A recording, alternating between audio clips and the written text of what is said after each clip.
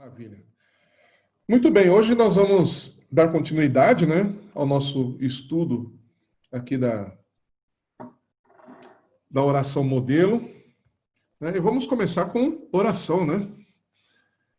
Senhor Deus bendito, nós te agradecemos por essa oportunidade que o Senhor nos concede de estudarmos a tua palavra, de estudarmos sobre a oração que o Senhor ensinou aos teus discípulos, e pedimos a ti que nos ajude a compreendermos cada detalhe desta oração para orarmos de forma correta, Senhor.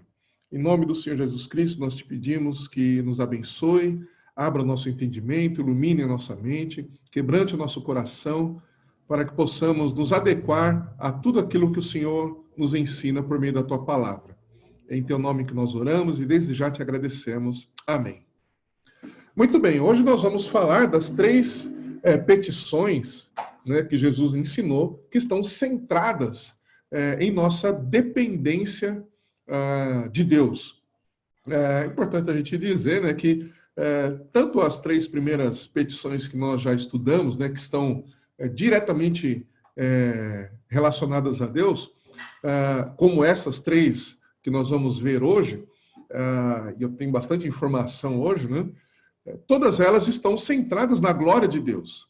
Né? Então, nós precisamos ter isso em mente, que tanto as três primeiras petições, como essas três agora últimas petições, elas sempre têm como propósito a glória de Deus. Então, quando nós declaramos, reconhecemos e declaramos a nossa dependência de Deus, isso gera glórias para Ele. Né? Então, a gente precisa ter isso muito claro em nossa mente. Então, vamos ler, né, o texto que diz respeito à oração modelo que Jesus nos ensinou. Diz assim, Mateus capítulo 6, a partir do verso 5. E quando orares, não sejais como os hipócritas, pois gostam de orar em pé nas sinagogas e nas esquinas das ruas, para serem vistos pelos homens. Em verdade, vos digo que eles já receberam sua recompensa. Mas tu, quando orares, entra no teu quarto e, fechando a porta, ora a teu pai que está em secreto. E teu pai, que vê o que é secreto, te recompensará. E quando orares, não useis de repetições inúteis, a exemplo dos gentios, pois eles pensam que serão ouvidos pelo muito falar. Não vos assemelheis a eles, pois vosso Pai conhece que necessitais antes de o pedirdes a Ele. Portanto, orai desse modo: Pai nosso que estás no céu, santificado seja o teu nome. Venha o teu reino. Seja feita a tua vontade, assim na terra como no céu. O pão nosso de cada dia nos dá hoje. E perdoa-nos as nossas dívidas, assim como também temos perdoado aos nossos devedores. E não nos deixes cair em tentação, mas livra-nos do mal. Pois teus são o reino, o poder e a glória para sempre. Amém. Depois a gente fala dos últimos dois versículos aqui, 14 e 15, mas vamos lá então. Antes mesmo da gente falar aqui desses mandamentos, né, eu quero abrir aqui um parênteses, né, para a gente falar de algo bastante importante. Né? Eu quero lembrar que quando Deus deu para Moisés a planta, né, de como deveria ser o tabernáculo, ele dá uma ordem muito clara para Moisés, né, em Êxodo 25, 40. Ele diz o seguinte: toma o cuidado de fazer tudo conforme o modelo que te foi mostrado no monte. Isso é muito importante. Né? Deus fala claramente para Moisés que ele deveria seguir o modelo que foi mostrado para ele lá no monte. Vamos dar uma olhadinha o porquê que era tão significativo assim que ele seguisse esse modelo. Em primeiro lugar, né, nós temos que entender que vocês se lembram, né, que na semana passada eu acabei citando, né, Romanos 12, né, e o pastor Silvio também citou Romanos 12, na pregação, falando justamente da vontade de Deus, né? Que é boa, agradável e perfeita. E eu falei na semana passada que o fato da vontade de Deus ser boa, agradável e perfeita, uma das lições que a gente pode tirar é da progressão, né, que nós encontramos na vontade de Deus. No primeiro momento, essa vontade para nós ela é boa, mas conforme nós vamos caminhando com Deus, essa vontade que ela não se restringe a ser boa, ela se torna agradável para nós e também se torna perfeita, né? Conforme nós vamos, a nossa intimidade com Deus vai aumentando. E aí eu fiz uma associação com o tabernáculo de Moisés, né? Eu quero dar mostrar, né, para vocês aqui como que era lá no tabernáculo, né? O que a gente vê, né, no tabernáculo? Não sei se vocês conseguem ver o meu mouse aqui, né, mexendo, mas aqui está uma representação do povo, né, das tribos, né, como que elas ficavam dispostas em torno do tabernáculo. Mas uma coisa é interessante, né? A primeira coisa que a gente vê é uma porta, né? Tem uma porta de entrada. Não tinha como entrar para esse tabernáculo aqui, né? Por outro lugar. Esses muros, eles eram, apesar de serem de pano, né? Eles eram altos, né? A gente pode ver mais ou menos aqui a representação, né? Você vê que tem um serzinho aqui, né? Um ser humaninho, né? Pequenininho em relação ao muro, mas tem uma porta de entrada, né? E aí a gente vê também uma associação com a estrutura da oração, né? Porque Jesus ele diz que quando nós orarmos, nós devemos começar com uma invocação, invocando o nosso Pai, né? Invocando a Deus como nosso Pai, né? O salmista ele diz, né? Entrarei em tua presença pelas portas do louvor, né? E Jesus, lá em João, ele mesmo diz que ele é a porta. Então, a única maneira de entrar no tabernáculo era por meio da porta, né? Representada aí. Depois, nós temos o pátio exterior, né? O pátio exterior, ele era aberto para todas as pessoas, né? Então, tudo isso aqui, ó, até essa parte de trás aqui, né? Tudo faz parte do pátio exterior. Então, todas as pessoas que entrassem pela porta tinham acesso ao pátio exterior. Tem alguns utensílios aqui que eu não vou citar agora, né? Não é o meu propósito a gente estudar o tabernáculo, mas para a gente ter uma visualização, lembrando que eu estou mostrando esse tabernáculo, em primeiro lugar, para a gente ter como um símbolo, né? Como uma simbologia da vontade de Deus, que é boa, agradável e perfeita. Então, nós entramos pela porta e encontramos a boa vontade de Deus, né? Que é acessível a todos, né? Deus faz chover sobre os maus e os bons, a bondade de Deus está sobre toda a terra, né? A Bíblia fala isso, né? Que a glória do Senhor está sobre toda a terra, né? E se a gente lembrar do próprio Moisés, quando pediu para ver a glória de Deus, Deus mostrou, fez passar por ele, né, diante dos olhos dele, toda a sua bondade. E quando a Bíblia, então, fala que toda a terra está cheia da glória de Deus, mostra que toda a terra está cheia da bondade de Deus. E Deus é bom o tempo todo, e o tempo todo Ele é bom, né? Então, temos o pátio exterior, que todas as pessoas, desde que entrassem pela porta, né, poderiam ter acesso ao pátio exterior. E depois nós temos essa tenda aqui, né? E dentro dessa tenda, nós temos o lugar santo, né? Que só os sacerdotes podiam entrar, e depois temos o Santíssimo Lugar, né? Que só o sumo sacerdote podia entrar uma vez por ano, né? Tem uma outra representação aqui, só para a gente ter uma ideia, né? Do que é. Então, nós vemos aqui claramente, né, a porta de entrada, o pátio exterior, aí essa tendazinha aqui, né, onde aqui dentro está o lugar santo e o santíssimo lugar. Dentro dessa tenda, né, o que nós temos?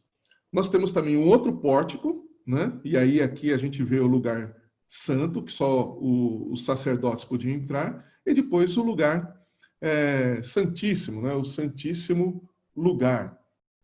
Agora, por que era tão importante Moisés seguir esse modelo? E por que é tão importante nós também entendermos, aprendermos e seguirmos o modelo de oração que Jesus nos ensinou? Né? Ainda concentrados no tabernáculo de Moisés, né? Por que era tão importante seguir esse modelo? Né? Porque Deus, ele está nos céus. Olha só a associação que nós temos com a oração que Jesus ensinou. Né? Ele disse que na invocação nós deveríamos dizer: Pai nosso que estás nos céus. Né? E quando Deus, que está nos céus, ele olhava para essa estrutura, né, do tabernáculo, como que ele via essa estrutura? Né? Ele via dessa forma. Tá vendo? Aqui é o pátio exterior, né? Aqui é o portão do lado leste, a porta de entrada, aí o pátio exterior, que é tudo isso aqui, né? Até essa parte de trás, e aí essa parte aqui é o lugar santo e o lugar santíssimo. Mas Deus, olhando de cima, ele via a disposição da cruz. Né? Então, por isso que era importante Moisés seguir o modelo que Deus tinha dado para ele. Porque Deus, quando olhava para o tabernáculo, ele veria a representação da cruz. Entende? Olha, isso fica muito nessa disposição aqui, né? Nesse desenho, fica muito claro isso. Né? Mas é interessante que não fica somente nisso. Né? Ainda, a gente pode ver que Deus ordenou a disposição das tribos, né, em torno do tabernáculo. E a própria disposição das tribos no tabernáculo, como que Deus via? Lembrando que Deus está nos céus. Como que Deus via? Olha só, aqui está o tabernáculo, né? E aqui a disposição das tribos. Quando Deus olhava para o acampamento, né, ele via a própria cruz. Então, ele olha para o acampamento, ele tem uma representação da cruz. Ele olha para o tabernáculo e ele vê a cruz. Então, tudo aponta para a cruz. Tudo aponta para a graça de Deus. Tudo aponta para a obra redentora de Jesus na cruz do Calvário. Então, Deus revelou a Moisés como tudo deveria ser feito, e do ponto de vista de Deus, né, tudo apontava para essa obra redentora de Jesus lá na cruz. Né? Então, quando nós seguimos o modelo de oração que Jesus nos ensinou, como que Deus vai receber? Ele vai receber como resultado da obra de Jesus na cruz. Entende? Por isso nós oramos em nome de Jesus. Eu não vou entrar na questão de orar em nome de Jesus, mas a gente precisa ter isso em mente. Quando nós oramos segundo o modelo que Jesus nos apresentou, nós temos toda essa representação, e o próprio Deus, ele vai olhar para nós a partir da obra de Cristo na cruz. Então não é só não são só palavras que nós proferimos, não é só um rito. Deus, ele quer ver nas nossas orações o próprio resultado da obra de Cristo na cruz do Calvário. Até porque a Bíblia claramente nos diz que Jesus é o nosso intercessor, ele é o nosso intermediador diante de Deus.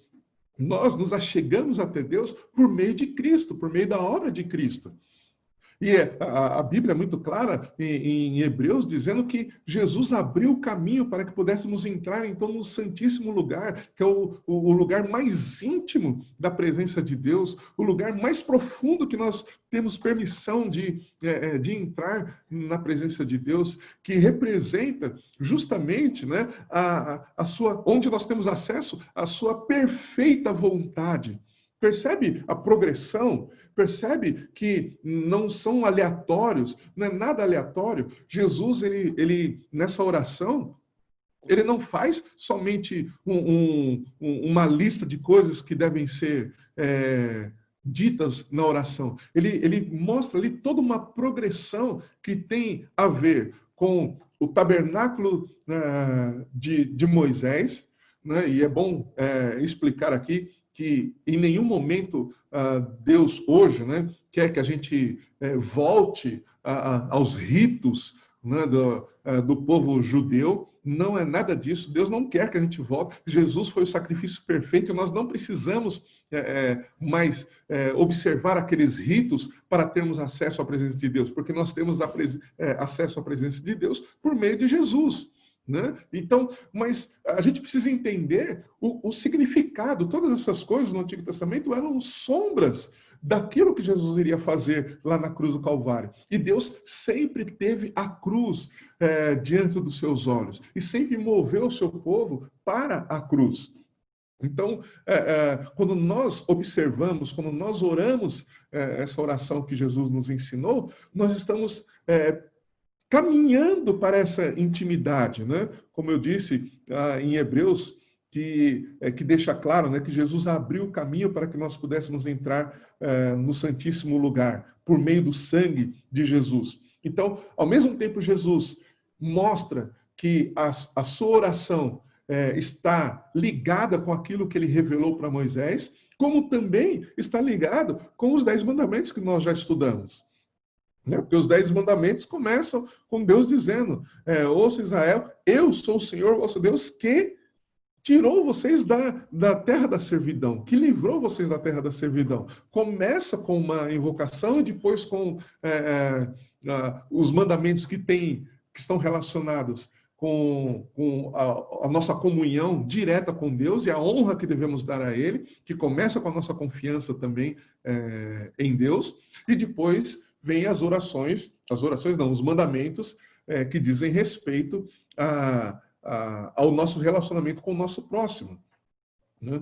Então, é muito importante nós observarmos isso, que o resultado da obra da cruz é que nos dá acesso à presença íntima do nosso Deus. Amém? Então, nós temos aqui, né, as 3 petições relacionadas às nossas necessidades. Né? É importante a gente observar também, né, a mudança pronominal. Né? Nas primeiras 3 petições, né, é o teu nome, né? Pai nosso que estás no céu, santificado seja o teu nome, seja feita a tua vontade, assim na terra como nos céus. Né? E agora vem 3 petições, né? E o pronome muda, né? De teu para nosso. Né? O pão nosso de cada dia nos dá hoje, perdoa-nos as nossas dívidas, assim como também temos perdoado os nossos devedores. Percebem as mudanças aí, né? E não nos deixe entrar em tentação, mas livra-nos do mal. Né? Então, uma vez que nós iniciamos nossa oração olhando para o nosso Pai, depositando toda a nossa confiança nele e priorizando sua glória, agora, em segundo lugar, né, nós apresentamos nossas necessidades, expressando toda a nossa dependência dele para a provisão de cada uma das necessidades que nós temos. Necessidades materiais, necessidades espirituais, necessidades morais. Veja só o que Calvino diz, né, a respeito desses pedidos, né, dessa oração. Ele fala o seguinte: saber que Deus é o fornecedor soberano de todo o bem, que nos convida a apresentar a Ele nossos pedidos, e mesmo assim não nos aproximarmos dele, nem lhe pedirmos nada, longe de ser algo útil para nós, será como quem sabe de um tesouro, mas lhe permite permanecer enterrado. Olha só, se Deus nos convida e nos ordena a orar e apresentar as nossas necessidades, né, mesmo como nós acabamos de ler, né, no Mateus 5, que ele conhece aquilo que nós vamos pedir antes mesmo da gente pedir, ainda assim, ele nos incita, ele nos chama para apresentarmos nossas necessidades. E não apresentar as nossas necessidades diante de Deus, como diz Calvino aqui, é o mesmo que a gente saber que existe um tesouro e a gente deixar ele enterrado, né? Como se ele tivesse alguma serventia enterrado. Não, o tesouro não tem serventia nenhuma enquanto está enterrado. A gente tem que usar esse tesouro, esse recurso, né? Eu lembro que há muitos anos atrás a gente começou a estudar um livrinho, eu não vou lembrar o nome do livrinho, mas que no ponto de oração, esse livreto, né, se eu não me engano, da Edições Shed, começava dizendo o seguinte, né, que os céus estão cheios de respostas, esperando por nossas orações, esperando por nossas perguntas, né? Então, o próprio Deus é quem nos incita a orarmos e a pedirmos. E, como eu disse, conforme nós apresentamos nossas necessidades para Ele, nós estamos apresentando e honrando Ele, declarando a nossa dependência e a nossa confiança em suas provisões. Filipenses 4,6 diz, não andeis ansiosos por coisa alguma, pelo contrário, sejam os vossos pedidos plenamente conhecidos diante de Deus por meio da oração e súplica com ações de graças. Olha só, Paulo está dizendo aqui que todos os nossos pedidos devem ser plenamente conhecidos diante de Deus. Ou seja, nós devemos falar para Ele todas as nossas necessidades, não deixar nenhuma de fora, né? E aí, então, nós temos essas três petições, né? Como nós já vimos, estão sempre centradas, né, na glória de Deus, que é o pão nosso de cada dia, né? Perdoa as nossas dívidas e não nos deixe entrar em tentação. Vamos começar, então, pela primeira, né? A primeira dessas três petições relacionadas às nossas necessidades. O pão nosso de cada dia nos dá hoje.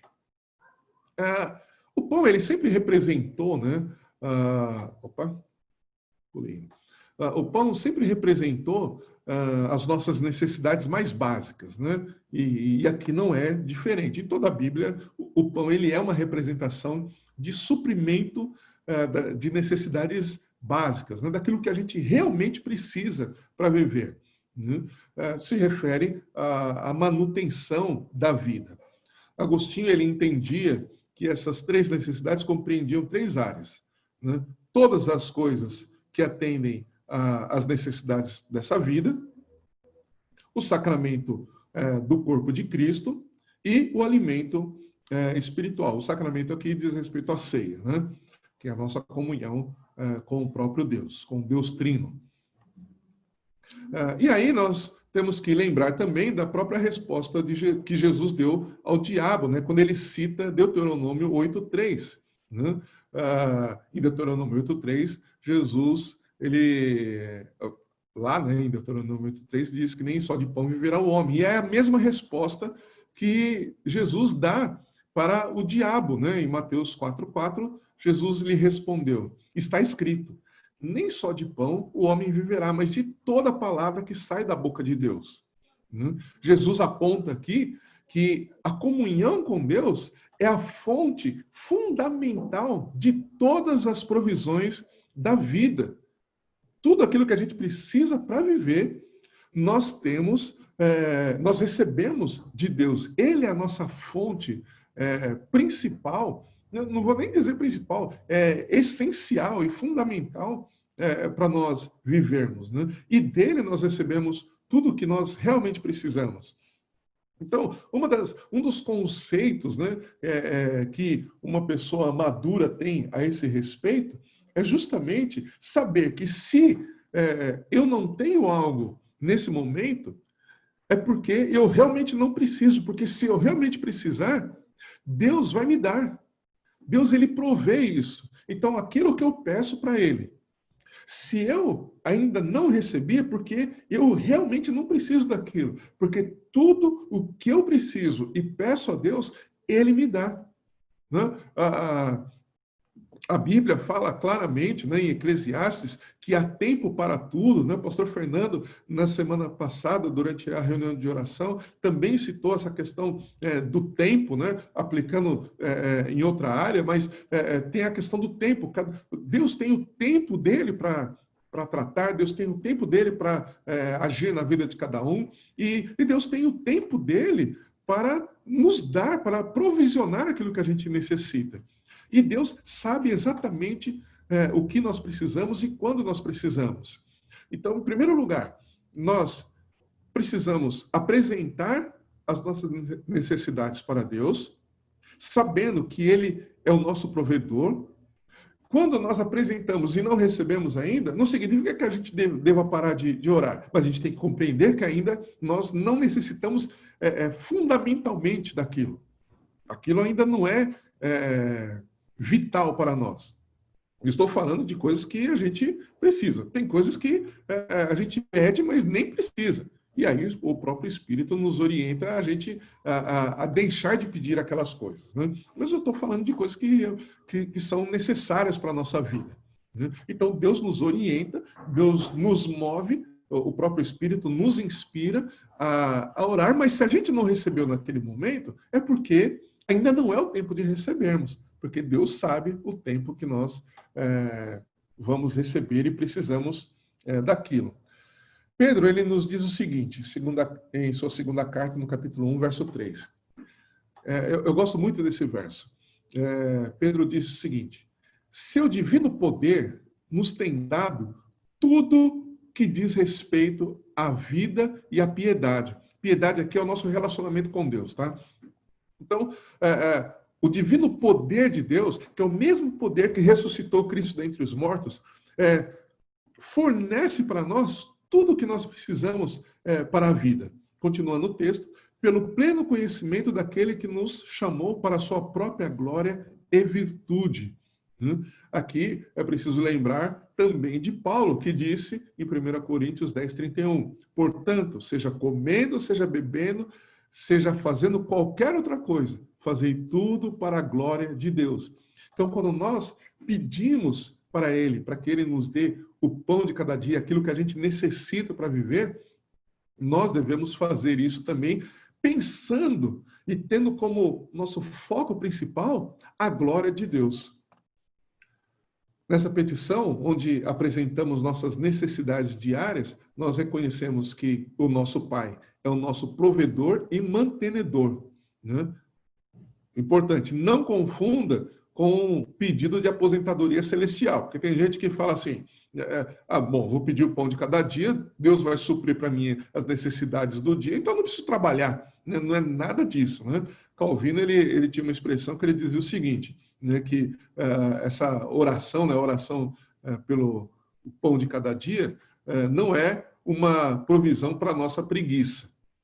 Né? Então, não é para a gente se acomodar e falar assim, bom, Deus vai prover mesmo, então não preciso trabalhar, nada disso. Não, nós temos que trabalhar, nós temos que produzir. Né? Então, ao pedirmos ao Pai que nos dê pão, estamos depositando nele toda a confiança e suprimento e provisão para vivermos, que envolve não só o alimento, né, de comida, né, mas também diz respeito à saúde, à família, né, à moradia, emprego, aos sentimentos, né, e tudo aquilo que diz respeito à nossa vida. Nós temos que apresentar, nós temos que pedir para que Deus possa prover para nós aquilo que é essencial para a nossa vida. Né? Então, ao invés de nós pensarmos e buscarmos suprimento fora de Deus, né, fora dele, ou até mesmo por meios ilícitos, como infelizmente alguns fazem, né, nós nos voltamos confiantemente para ele como nosso suficiente provedor. E nisso nós glorificamos ao Senhor. Né? Quando nós nos voltamos para ele e apresentamos nossas necessidades para ele. Independente da condição financeira que alguém possa ter, né, se muito, pouco ou nada, né, falando em termos monetários, nós reconhecemos que Deus é quem dá semente para semearmos e a capacidade para nós adquirirmos sustento e até riquezas, como Eclesiastes diz lá no capítulo 5 e o capítulo 6, que eu recomendo que você leia. Eclesiastes 5 e 6, você vai ter ali uma expressão de sabedoria, né, sobre essa questão de que Deus é quem dá a capacidade para adquirir riqueza, mas também dá a capacidade para desfrutar delas, né? Paulo, em 2 Coríntios, capítulo 9, verso 10, ele diz o seguinte: aquele que dá a semente ao que semeia e pão para comer, também suprirá e multiplicará a vossa semeadura e aumentará os frutos da vossa justiça. Então, mesmo que uma pessoa tenha muitos recursos financeiros, ainda assim ela precisa reconhecer que é Deus quem a capacita para ter aqueles recursos, é Deus quem dá condições para que ela adquira riqueza, né? Nós já falamos um pouquinho sobre isso no estudo dos 10 mandamentos, né?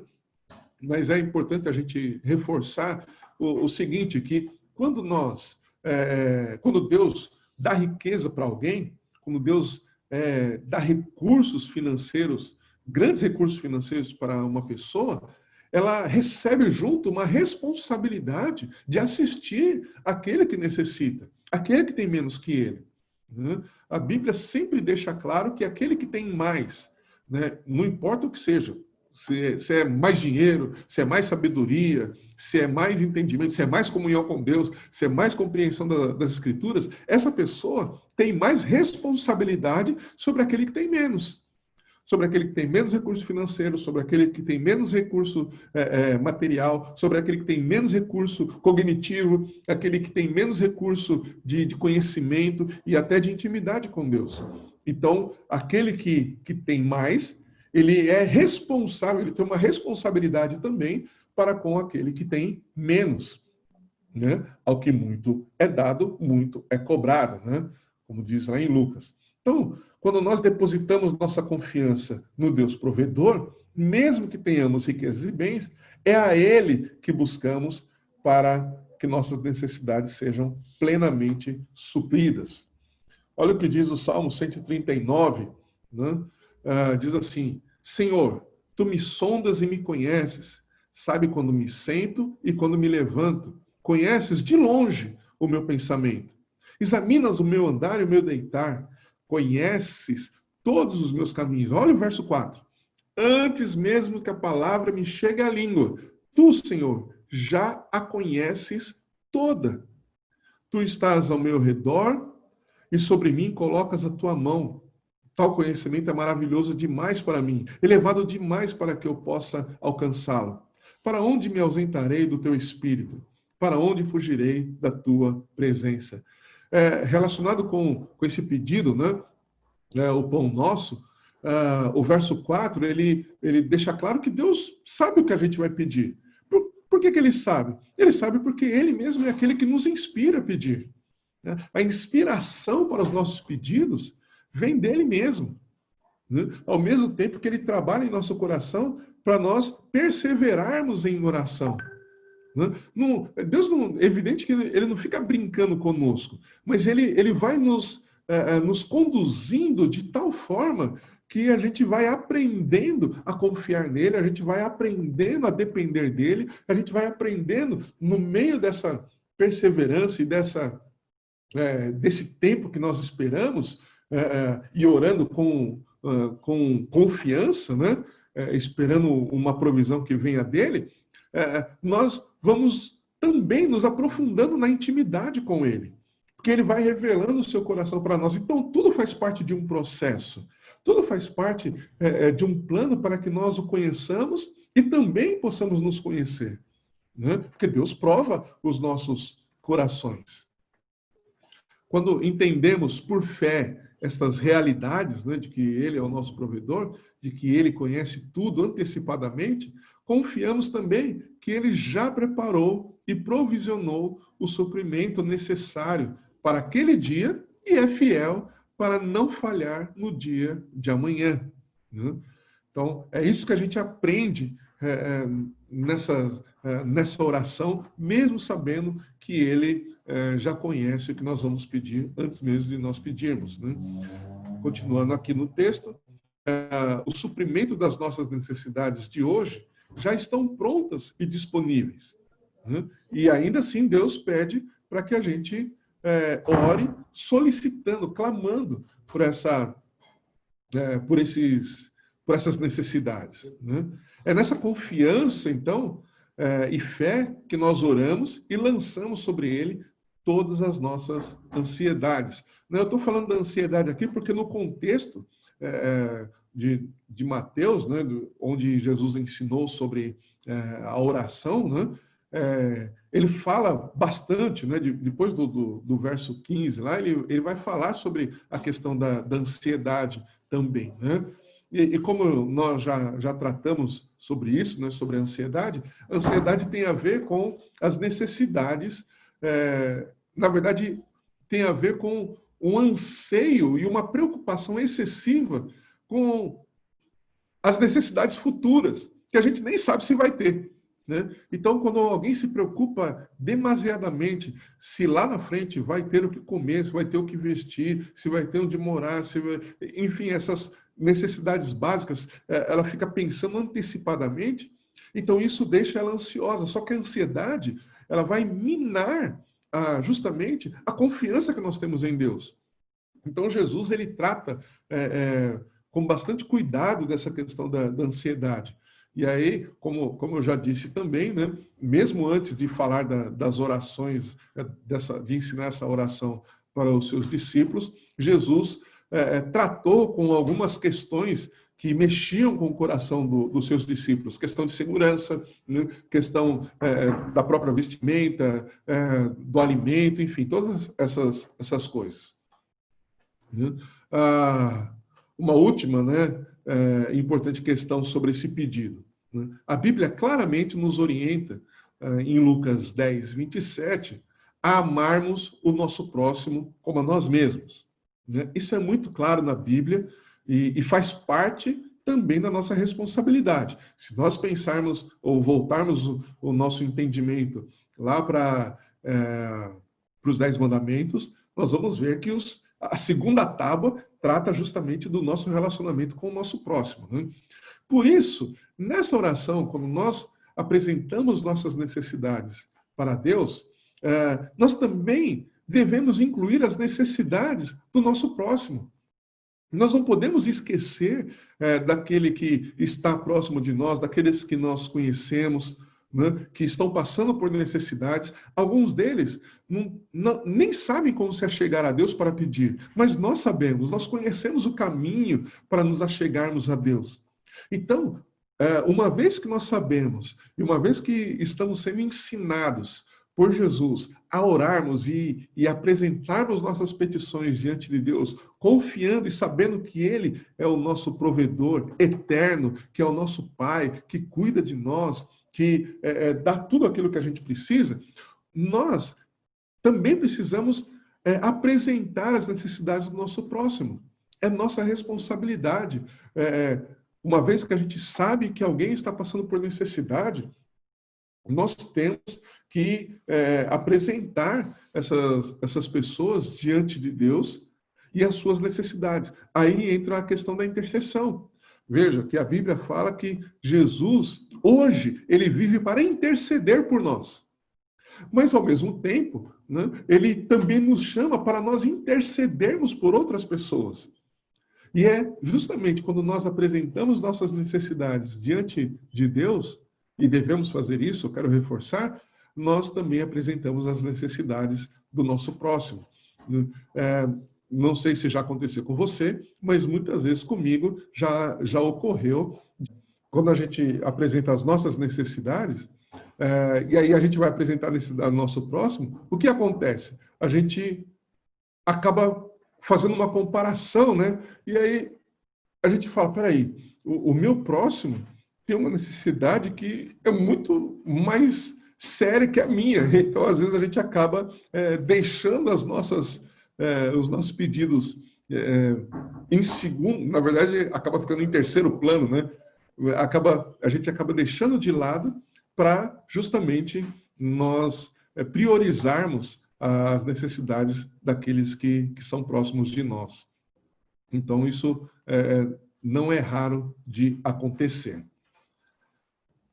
Muito bem. O segundo pedido aí relacionado às nossas necessidades, né? Jesus ensina a pedirmos a Deus que Ele nos perdoe as nossas dívidas. Agora, é muito interessante a gente pensar o seguinte, né? Quando nós nos apresentamos diante de Deus e pedimos que Ele perdoe as nossas dívidas, né? Estamos dirigindo a Ele, né?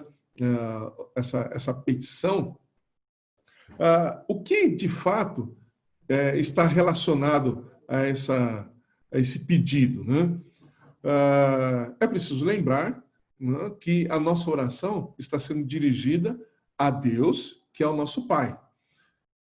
Uma vez que nós estamos dirigindo a Ele as nossas orações, essa dívida é uma dívida que nós temos com Ele.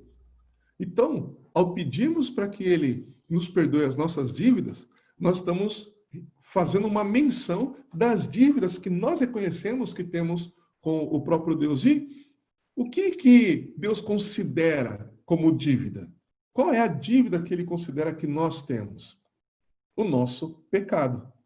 O nosso pecado é a dívida que nós temos com Deus. E quando, então, nós pedimos que Ele perdoe as nossas dívidas, nós estamos pedindo para que Ele perdoe os nossos pecados.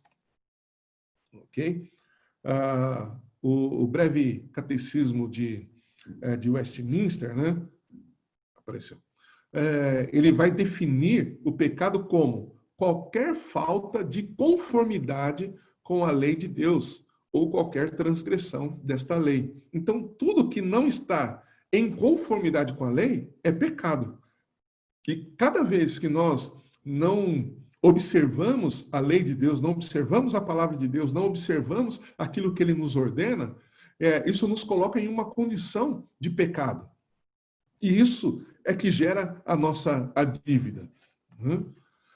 Quando nós nos apresentamos diante de Deus, precisamos nos lembrar, então, que carregamos junto o nosso pecado, e foi o nosso pecado que produziu uma dívida com Ele que, por um lado, nós não podemos pagar, porque ela é enorme, ela é literalmente impagável, e, por outro lado, nos impede de vivermos uma vida digna, feliz e plena diante dele. Lembrem-se que Jesus, ele disse que ele veio para nos dar vida e vida em abundância. Mas o pecado nos impede de viver essa vida plena, essa vida feliz, essa vida digna, essa vida abundante que ele veio trazer para nós. O nosso pecado, né? A Bíblia fala que o nosso pecado é que gera uma barreira entre nós e Deus, que faz separação entre nós e Deus. É o nosso pecado que nos impede de progredirmos no conhecimento da vontade dele. Lembra lá do tabernáculo? Né? Tem a porta de entrada, mas quando nós passamos por essa porta de entrada, que Jesus disse lá em João, que é ele mesmo, né? É preciso haver arrependimento, é preciso haver reconhecimento de que nós estamos com uma dívida diante de Deus, que o nosso pecado gerou essa dívida e nós precisamos buscar, então, o perdão de Deus. A Bíblia claramente nos mostra que, ao mesmo tempo que nós nos apresentamos a Ele com sacrifícios de louvor, nós temos que pedir perdão pelos nossos pecados, porque nós vamos ver daqui a pouco, mas o texto bíblico claramente nos mostra que todos nós somos pecadores. A Bíblia fala que não há um justo sequer na face da terra, que ande sobre a terra, que viva na terra e que não cometa injustiça, que não cometa pecado.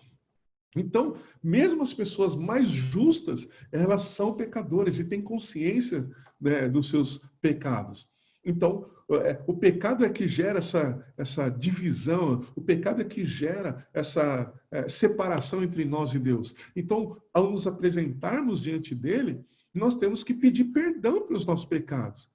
Agora, é muito curioso porque Jesus apresenta ou nos ensina a apresentarmos esse pedido, não num primeiro momento, né?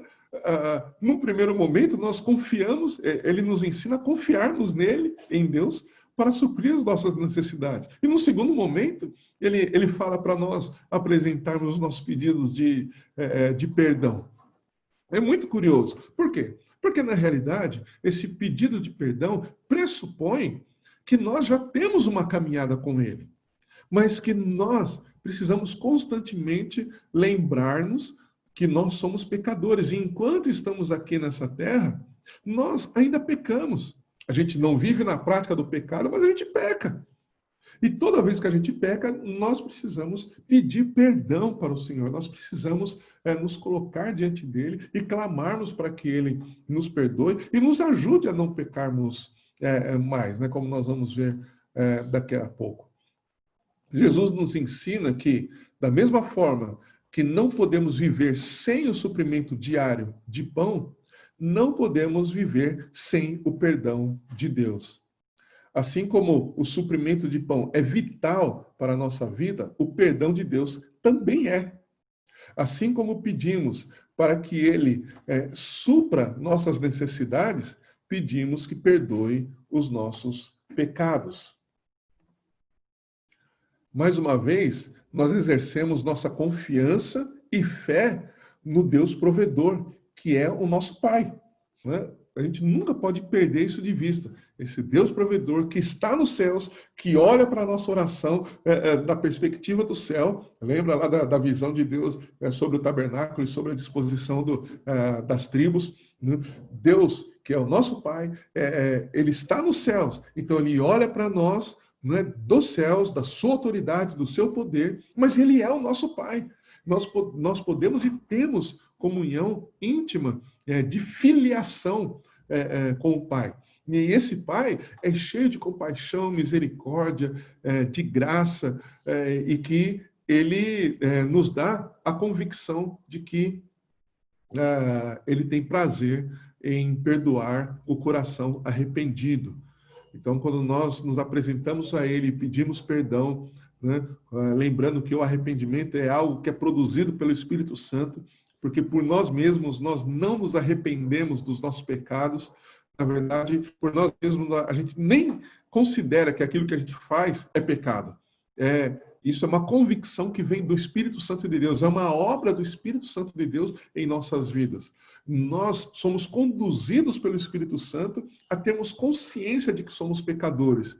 E se o Espírito Santo não gerar em nós arrependimento, o nosso coração não se apresentará quebrantado diante de Deus. Né? Lembrando do salmista, que diz o seguinte, que um coração quebrantado e contrito, Deus não rejeita, mas quem nos leva ao arrependimento, ao quebrantamento, é o próprio Espírito. Né? Mas quando nós nos dirigimos a Ele com o coração quebrantado, nós encontramos a sua compaixão, a sua misericórdia, a sua graça. Amém? Eu me dirijo a ele e peço perdão com a certeza de que serei perdoado dos meus pecados. Continuando, então, a segunda parte, né, desse pedido, né, de perdão é muito interessante, porque ele diz o seguinte, perdoa os nossos pecados, perdoa as nossas dívidas, né? Assim como também temos perdoado aos nossos devedores. Esse assim como é muito significativo, né? Vamos entender um pouquinho aqui. Quando eu olho para Deus, né, pela fé, recebo o perdão dos meus pecados, né, por meio da obra de Cristo, evidentemente, e meu coração se enche de tamanha certeza de que eu fui perdoado, né, de uma dívida que eu não podia pagar, que eu não posso pagar, que eu sou também impelido e capacitado pelo próprio Deus e Pai a perdoar quem pecou contra mim. Então, o perdão que eu recebo de Deus, uma vez que eu sei que sou pecador, uma vez que eu sei que o meu pecado gerou uma dívida que eu não conseguiria pagar de jeito nenhum, em tempo algum, né? Mesmo que eu trabalhasse durante séculos eu não teria condição de pagar essa dívida, quando eu tenho essa consciência e eu tenho consciência de que ele me perdoou, então o próprio Deus, por meio do Espírito Santo, me capacita para que eu possa perdoar quem pecou contra mim, porque em comparação do meu pecado para com Deus e do pecado de alguém para comigo, essa pessoa que pecou contra mim, a dívida que ela tem comigo é muito, infinitamente menor do que a dívida que eu tenho com Deus. E por isso, então, eu sou conduzido pelo Espírito a perdoar quem pecou contra mim. Né? Então, apesar de parecer que a ordem aí tá invertida, né? Por que parece que a ordem está invertida? Né? Perdoa-nos as nossas dívidas, assim como temos perdoado aos nossos devedores. Parece que eu estou dizendo, parece que eu perdoei primeiro quem pecou contra mim, e agora, porque eu perdoei, então Deus tem que me perdoar. Né? Parece que a ordem está invertida aí, né? Que parece que eu fiz algo primeiro e agora eu posso exigir de Deus que faça o mesmo comigo. Mas a verdade é que eu me dirijo a Deus por intermédio de Jesus. E Deus me vê por meio do próprio Jesus, que lá na cruz pagou a minha dívida. Quando Deus olha para mim, ele olha tendo Jesus, ele olha para Jesus, ele primeiro vê Jesus e a sua obra lá na cruz, e aí ele me vê por meio de Jesus. Quando ele me vê por meio de Jesus, ele vê que Jesus já pagou a minha dívida lá na cruz. Amém? Então, quando eu estou... é importante, inclusive, a gente lembrar, né, do seguinte, né? Olha aqui, coloquei de novo aqui, né, aquela representação, né, da disposição, né, do tabernáculo. Né? Veja que Deus está nos céus. Ele, quando olhava para o tabernáculo, né, segundo o modelo que ele deu para Moisés, ele tinha a visão da cruz. Quando eu me dirijo para Deus e peço perdão pelos meus pecados, Deus olha para mim, também dos céus, mas ele vê a cruz. É a cruz que ele vê. Ele vê a obra de Jesus lá na cruz. Amém? E aí, então, quando eu me dirijo a ele e peço para que ele me perdoe, da mesma forma como eu estou perdoando quem pecou contra mim, né? Eu estou dizendo para Deus o seguinte, que agora eu estou olhando para quem deve para mim, como diz o texto que eu coloquei aqui, né? Agora, quando eu olho para aquele que pecou contra mim, eu devo fazê-lo também por meio de Jesus, que pagou a dívida que essa pessoa contraiu comigo. Então, uma pessoa pecou contra mim, então é como que se essa pessoa... Como não? Essa pessoa tem uma dívida comigo, né? Que, torna a dizer, não diz respeito somente às questões financeiras. Mas essa pessoa tem uma dívida comigo. E como que eu devo olhar para ela? Eu devo olhar para ela por meio de Jesus. Se Jesus pagou a minha dívida para com Deus, eu tenho que crer também que Jesus pagou a dívida dessa pessoa para comigo. Entende? Então, eu olho para essa pessoa que pecou contra mim através de Jesus. Se eu não consigo perdoar, isso é muito importante. Se eu não consigo perdoar quem pecou contra mim, é porque eu não estou olhando para ela por meio de Jesus, né, que me capacita a perdoar. Opa. Se eu não faço isso, eu estou pedindo que Deus olhe para mim, mas não por meio de Jesus. Olha como isso é sério. Porque eu tenho a consciência de que Deus olha para mim por meio de Jesus. O perdão que ele me dá por causa de Jesus. Quando eu não perdoo alguém, eu estou dizendo para Deus que ele não precisa olhar para mim por meio de Jesus. Só que se ele não olhar para mim por meio de Jesus, a minha dívida continua ativa. A gente vai ver isso daqui a pouco, mas deixa eu só pegar esse terceiro ponto aqui, né? Se Deus não puder ver Jesus antes de me ver, isso significa que a minha dívida está ativa e eu não obtive perdão. E qual é o salário do pecado? Né? Lembrando que essa dívida é o meu pecado, né? O salário do pecado é a morte. Quando eu oro assim como, né, eu estou expressando minha consciência de que Deus olha para mim por meio de Jesus e eu devo fazer o mesmo com aquele que pecou contra mim. Este é o primeiro aspecto, né, que nós devemos considerar a respeito do perdão. Então, só reforçando aqui, é muito importante que nós entendamos essa verdade, essa realidade, de que Deus olha para mim com base naquilo que ele realizou lá na cruz do Calvário. Com aquilo que Jesus realizou lá na cruz do Calvário. Quando eu peço, então, para que Deus perdoe, assim como eu tenho perdoado os meus devedores, né, quem deve contra mim, eu estou pedindo para que Deus olhe para mim por meio de Jesus. Se eu não olho para aquele que deve para mim através de Jesus, eu estou pedindo para que Deus também não olhe para mim por meio de Jesus. E aí a minha situação fica muito complicada. O segundo aspecto relacionado com esse pedido, né, é que quando eu perdoo alguém, eu a coloco inteiramente nas mãos de Deus. João, capítulo 20, a partir do verso 21, diz assim: Então Jesus lhes disse pela segunda vez: Paz seja convosco. Assim como o Pai me enviou, também eu vos envio. E havendo dito isso, soprou sobre eles e disse-lhes: Recebei o Espírito Santo. Se perdoardes os pecados de alguém, serão perdoados. Se os retiverdes, serão retidos. Então, por um lado, exercer o perdão a quem nos ofendeu é uma ação direta e exclusiva do Espírito Santo em nossas vidas. Né? Sem ele, é impossível nós perdoarmos quem nos ofende. Porque a nossa natureza pecaminosa, a nossa natureza caída, ela sempre vai buscar a vingança. Ela não vai buscar o perdão. Né? Ela sempre vai querer que a pessoa sofra as mais terríveis consequências daquilo que ela fez contra nós. Então, perdoar alguém é uma ação do Espírito em nossas vidas.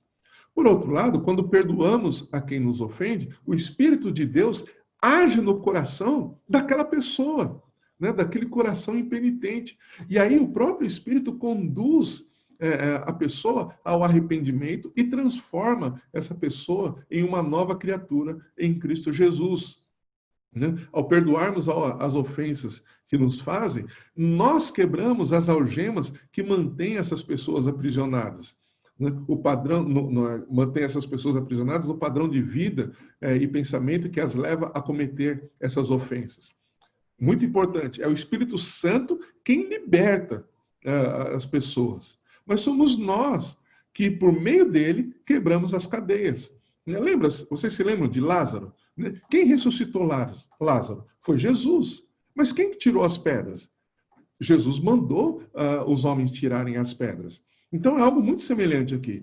Então, quando uma pessoa peca contra nós, quando o Espírito nos leva a perdoarmos essa pessoa, nós estamos quebrando, seguindo a ordem do Espírito Santo, nós estamos quebrando as correntes que aprisionam aquela vida. Mas é o Espírito Santo quem as liberta. Amém?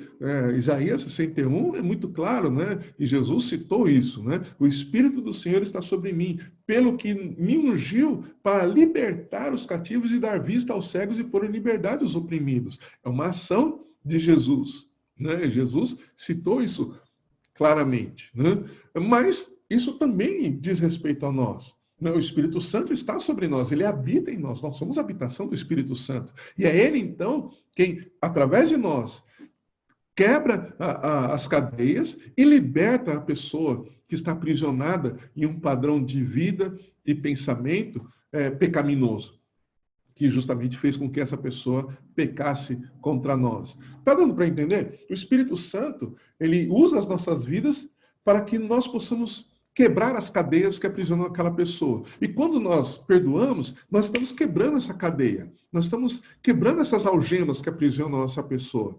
E quando essas pessoas, então, têm as suas algemas quebradas, porque o Espírito Santo usou as nossas vidas para quebrar essas algemas, então essa pessoa fica livre nas mãos do Deus Todo-Poderoso para ser conduzida ao arrependimento.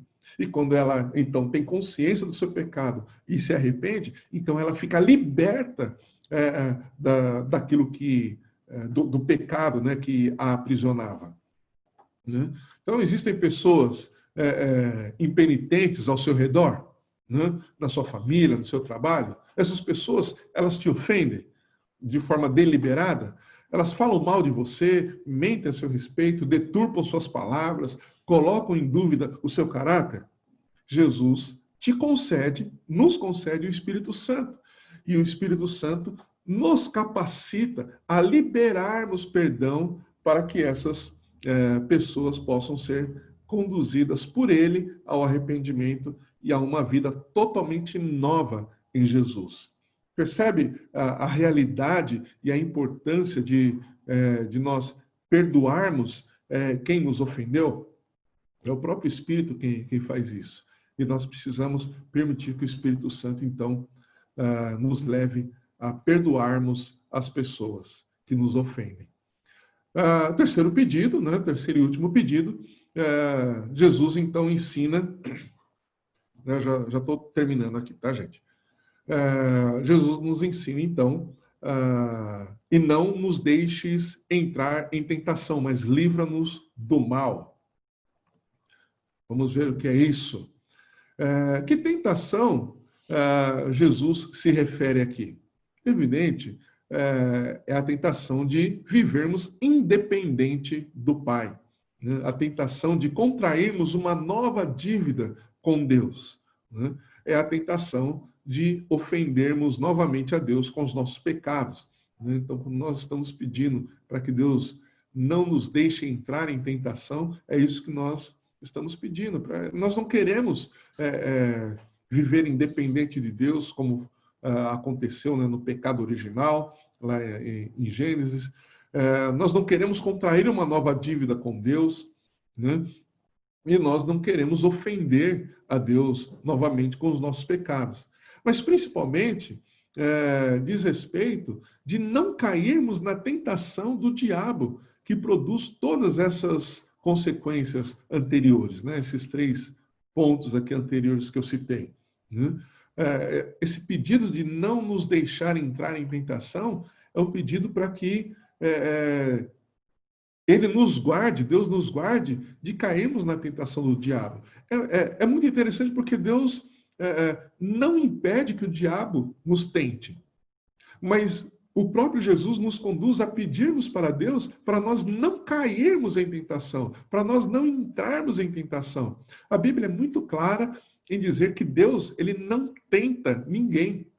Deus, ele não leva ninguém a ser tentado, né? A não ser o próprio Espírito, o que o próprio Espírito fez com Jesus, porque Jesus, ele precisava passar por aquilo em nosso lugar.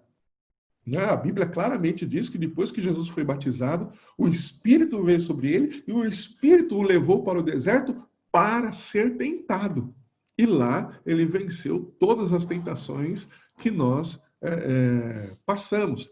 E então, justamente por isso, por ele saber todas as tentações que o diabo lança sobre nós, né, e saber também da força que o diabo tem para nos tentar, ele nos ensina a orarmos para que Deus não nos deixe entrar em tentação. Todos nós somos pecadores, como eu já disse, né, e dependemos constantemente da graça de Deus para sermos mantidos libertos do pecado e não nos tornarmos novamente devedores. 1 João, capítulo 1, verso 8 ao 10, diz: se dissermos que não temos pecado algum, enganamos a nós mesmos, e a verdade não está em nós. Se confessarmos nossos pecados, ele é fiel e justo para nos perdoar os pecados e nos purificar de toda injustiça. Se dissermos que não temos cometido pecado, nós o tornamos mentiroso e sua palavra não está em nós.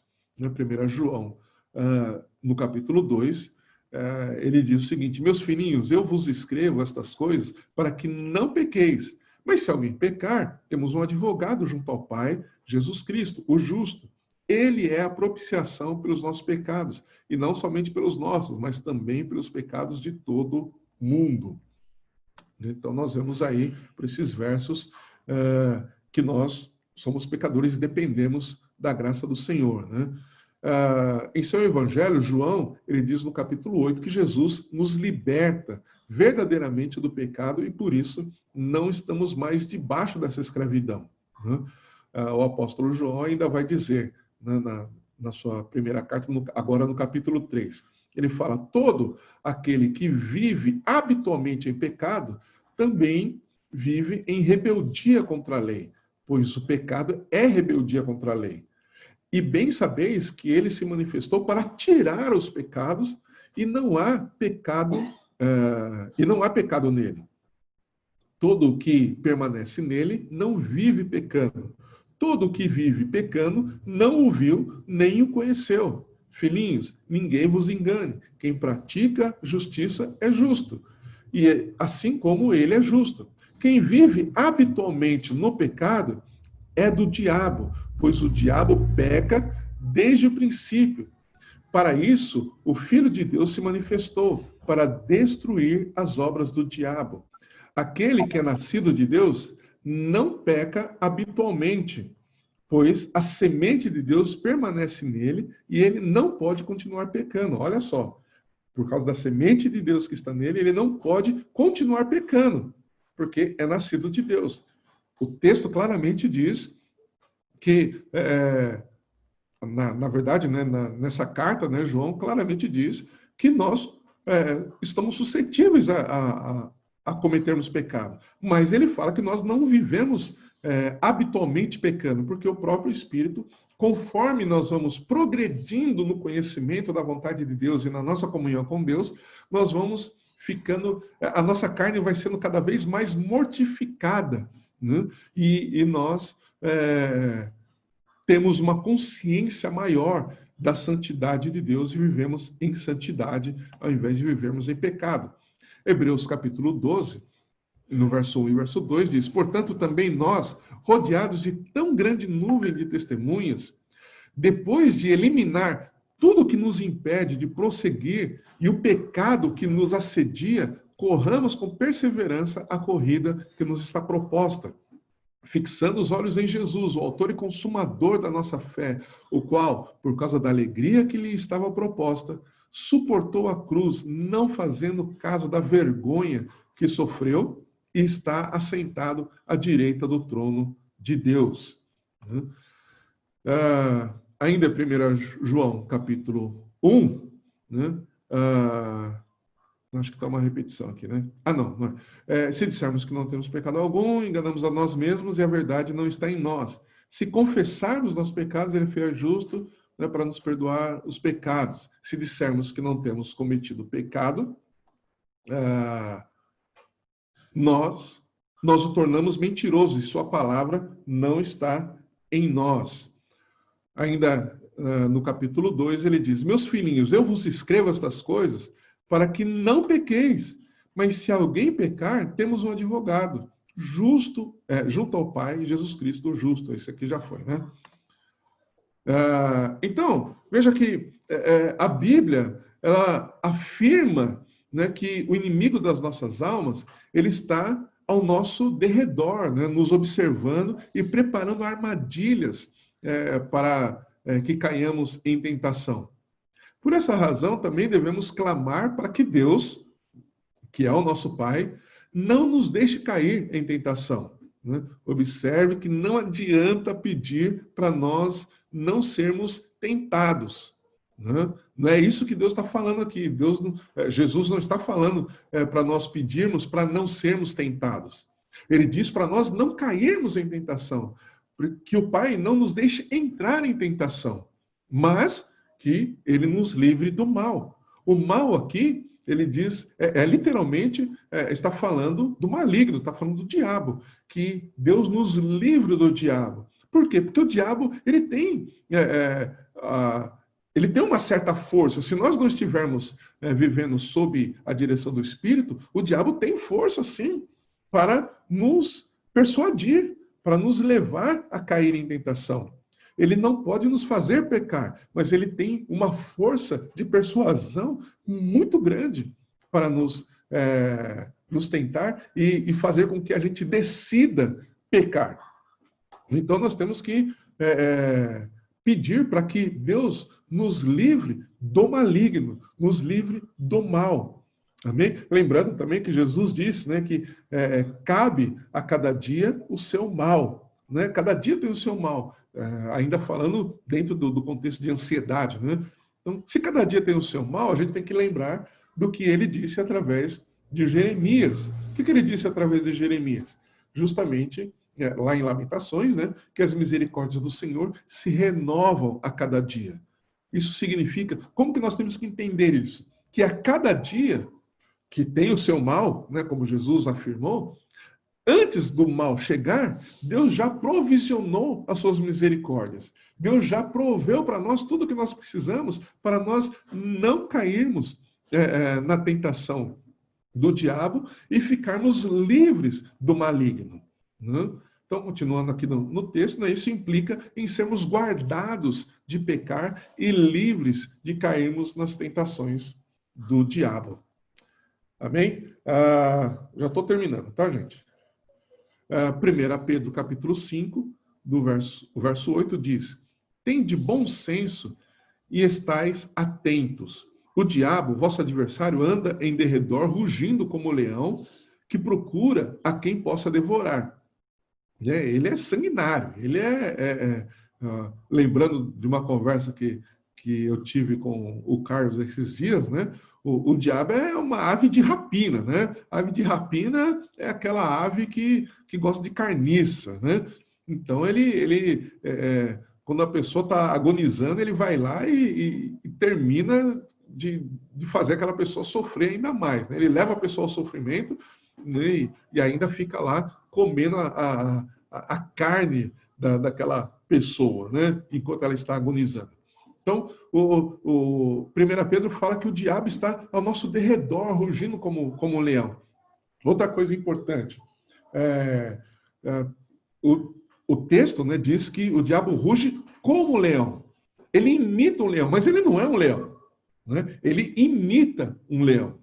Né?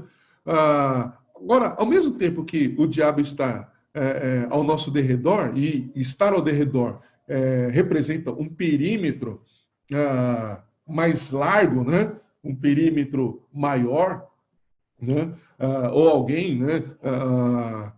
Que pode ser visto, né? Mas alguém que não está tão próximo. Né? O derredor aqui é alguém que pode ser visto de longe, mas ele não está ali pertinho. Né? Ao mesmo tempo, então, que a Bíblia fala que o diabo está ao nosso derredor, né? Mostra que Deus, na verdade, né, como diz o salmista, diz que Deus está numa distância muito mais próxima de nós. Né?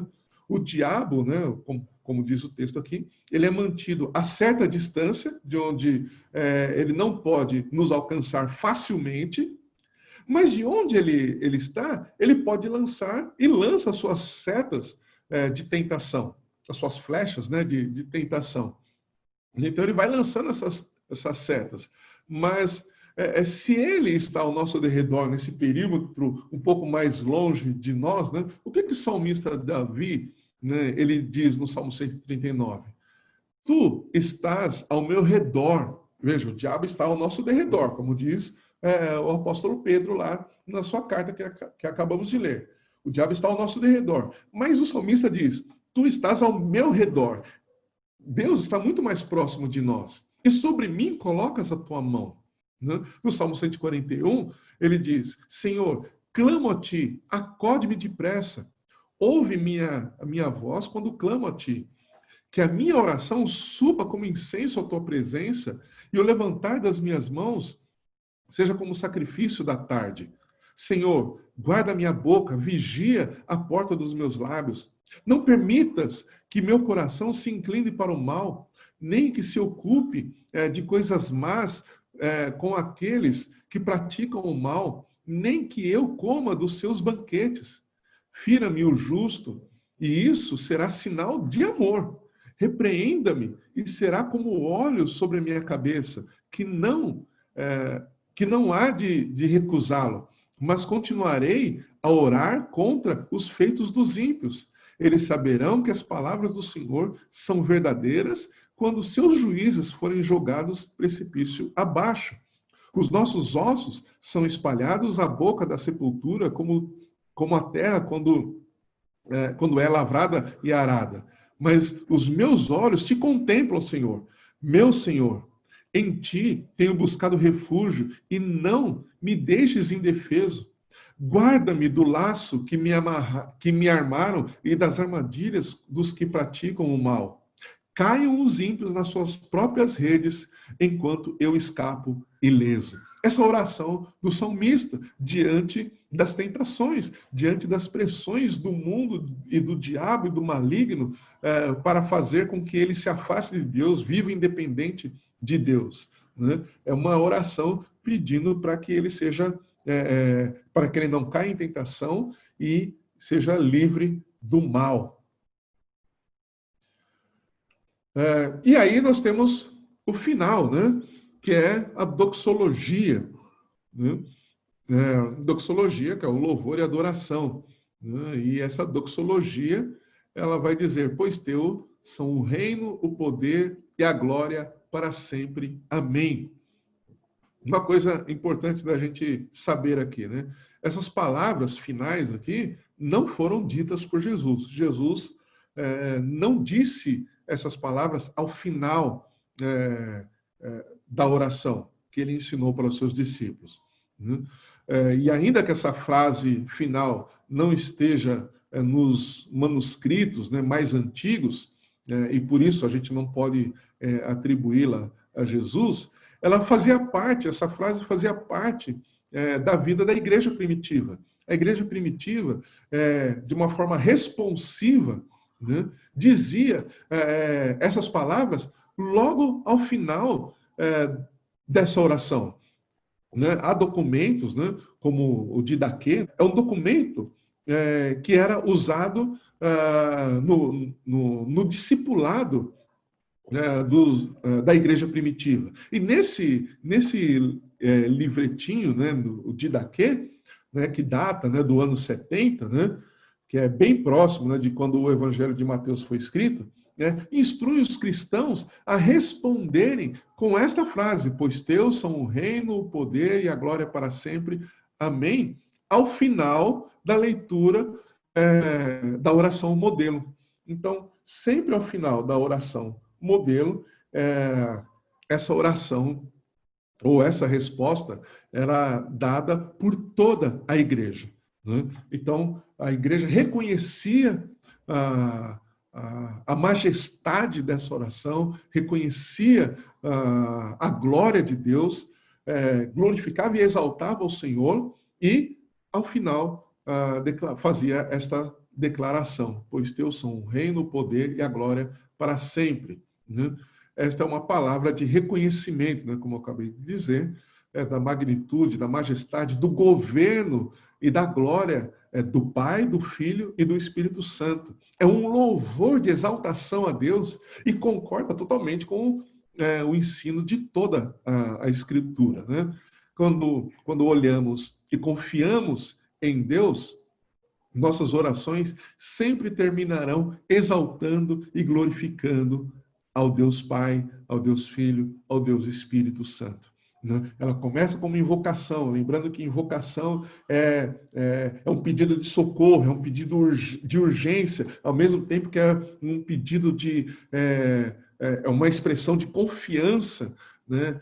Para quem nós estamos pedindo socorro? Nós estamos pedindo socorro para alguém que a gente sabe que pode nos socorrer. Né? E lembrando, mais uma vez, né, do salmista, ele diz o seguinte, que o justo, ele clama ao Senhor E Deus responde no tempo oportuno, no momento exato da sua necessidade, né? Então, quando nós oramos essa oração modelo, nós começamos com uma invocação, com uma súplica, né, fazendo os pedidos que dizem respeito à glória de Deus, depois apresentando nossas necessidades e terminamos reconhecendo toda a magnitude, toda a glória, toda a dignidade que há em Deus. Nós terminamos exaltando e glorificando a Deus, o Deus da nossa salvação, a rocha da nossa salvação, aquele que vem e que nos socorre, que nos abençoa, que nos guarda, que nos ajuda, que nos fortalece, que nos coloca de pé.